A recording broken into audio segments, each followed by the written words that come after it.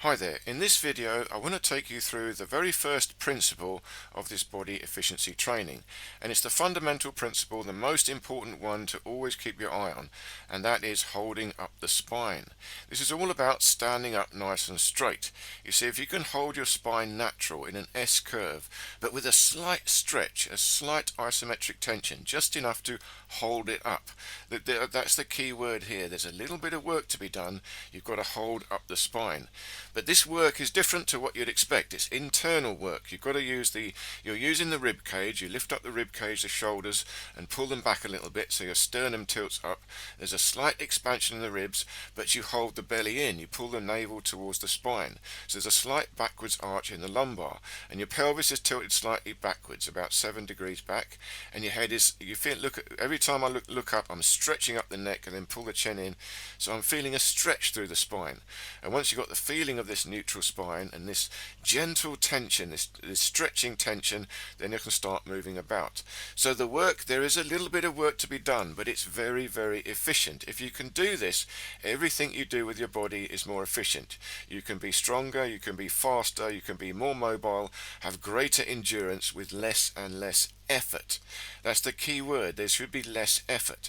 The idea of this efficiency training is to be effortless. Effortless power, effortless movement. And that all comes from alignment. If I can get the alignment right, everything else becomes easier. So here, look, I'm standing up hunched over, bad alignment. Pull up nice and straight. I'm feeling a stretch through my spine. It's slight backwards. You'll feel like you're leaning very slightly backwards, but actually you're not. You see, the glutes are slightly tight. Squeeze the glutes, so I'm pushing the pelvis forward, but I've got a backwards arch. I'm not tilting the pelvis under. Hold the belly in, hold the obliques in. This is the TA muscle. Lift up the rib cage, lift up the shoulders, pull them up and back a little bit, and I keep looking up there to feel the stretch, and then I rise up very slightly onto the ball of the feet. And now you can see I'm gently bouncing on the ball of the feet. The heel does not quite touch the floor. It's very subtle, but it just gives you a bit more of a bounce in the ankle, a bounce in the foot. And then I'm trying to stand up nice and straight, keeping that elongated, stretched out spine as I'm walking about. So you can practice this, you might not do this out and about until it feels natural, but what you're trying to do here is feel a nice, tall, stretched up spine and an efficiency. You see, if you get your center of gravity just right through the spine, you become lighter, you become more weightless. When you're leaning forward, there's more weight to be held up by your back muscles. Now here you can see I'm doing a bit more movement, but everything I'm doing, I'm trying to maintain this neutral spine. Now leaning forward is tricky. When you lean forward, you've got to lever forward at the hips, but I'm going to talk more about that in the next principle. But what you've got to see here is how the spine is always the same. I do the work with the glutes and the hips, but I'm maintaining a neutral spine. All the work, so there's less work done with my lower back and my shoulders. It's done lower down in the hips and the glutes. It's very, very efficient. It's a bit of work to try and learn it, but you can see as I'm moving about, this could be a work, all different works I'm doing now here, picking something up, going down, but look at the spine, maintaining the neutral spine, taking the leverage from the hips, and even controlling the shoulders. I'm not stretching the shoulder too far forward. And the squat going down as well. This is, again, I'm going to be going more into the squat in principle number 3. But here, just see how the spine actually works. I'm always trying to maintain this vertical neutral spine. There's a slight tension, a slight stretch through it. And now you can see twisting movements. Keeping that neutral spine, I can twist left and right and flow through the hips and through the shoulders, but it's very efficient. So this could be golf swing, tennis, playing tennis, martial arts again, throwing something, all types of movement.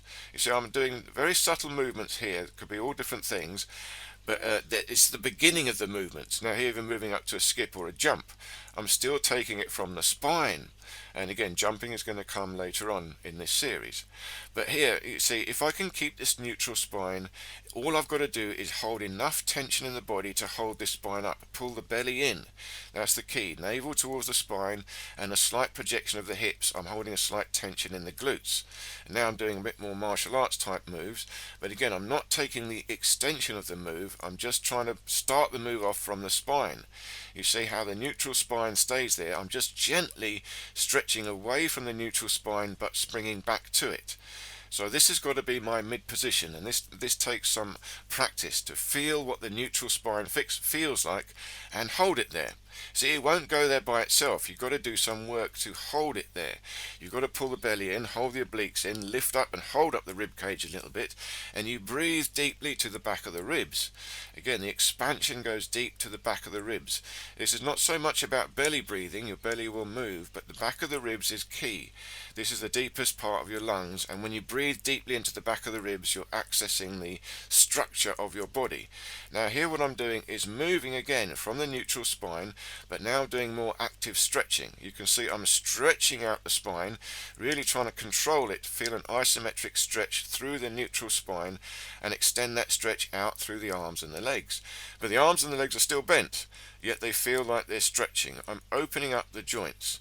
Again, this moves up to more advanced principles in this series, but here just watch the spine. This is the most important thing. From the neutral spine, controlling the spine, a twist and a counter twist through the spine. You see the hips can move one way and the shoulders can move against that, and that will create a counter twist through the spine. But essentially you're staying as close to the neutral spine as possible. When you move away from the neutral spine, that's when you get a danger. That's when you can pull a vertebra into your spine. So it's very, very important to understand this and control the spine.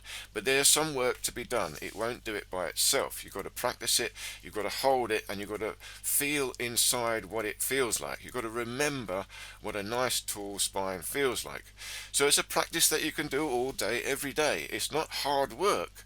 It's not about jumping about and sweating, but it's about awareness. You've got to feel inside your body, practice this alignment, and keep improving upon it. You see, you're never going to get it perfect, but you keep improving better, better, better every time, and you'll notice the efficiency of your body will improve. Okay, thank you so much for watching, and stay tuned for principle number 2 coming very soon.